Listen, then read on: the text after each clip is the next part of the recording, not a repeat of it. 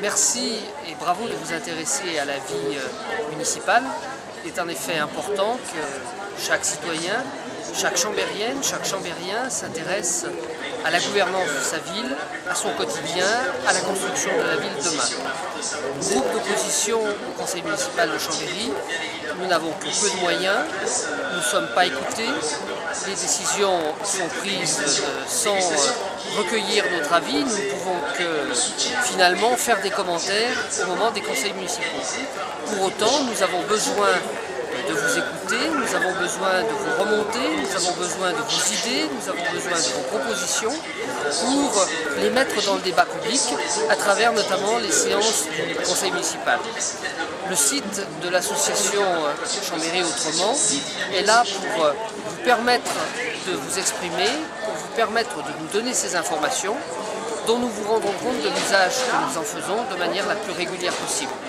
C'est grâce à cette vie participative, à cette démocratie participative, suivant un terme à la mode, que nous concevons l'exercice de notre mandat municipal à Chambéry, dans l'équipe qui est conduite aux dernières municipales par Xavier Dulin, entend aujourd'hui occuper sa place et toute sa place dans notre ville.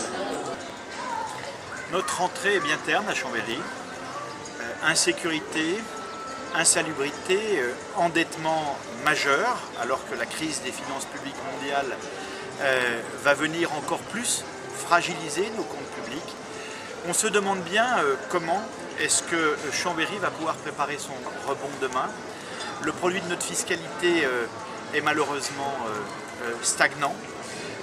Beaucoup de ceux qui ont aujourd'hui un pouvoir d'achat se retournent vers d'autres villes.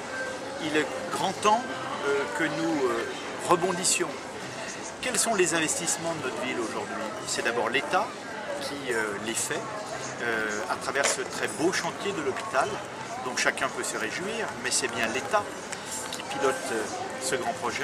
C'est par ailleurs un groupe privé, Generali Virgile, qui achève le projet des Halles que l'on attend depuis si longtemps, près de 25 ans. Pour le reste, la ville est à l'état de stagnation, à l'image de ce gymnase du Cœur de Mérande à l'arrêt depuis 2 ans.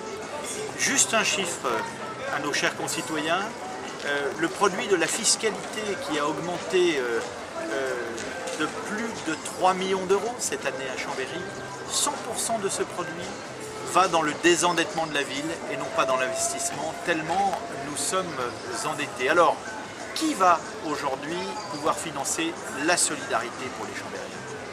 Oui, la solidarité, c'est quelque chose d'important et de fondamental. Et là aussi, nous sommes à votre écoute pour savoir ce que vous avez besoin de nouveau.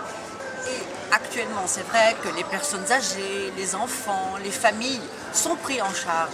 Et peut-être y a-t-il des besoins nouveaux que nous ignorions et que nous aimerions entendre de vos bouches. Et là, nous sommes en relais pour vous au sein de cette association. Et également, cette solidarité, il faut bien la financer. Et quand vous avez entendu soit Michel Dantin, soit Xavier Dulin, on ne peut qu'être inquiet pour savoir comment ça va se passer dans les années à venir, puisque nous n'aurons plus de fonds. Alors, qui va financer cette solidarité? Donc là, il y a tout un travail.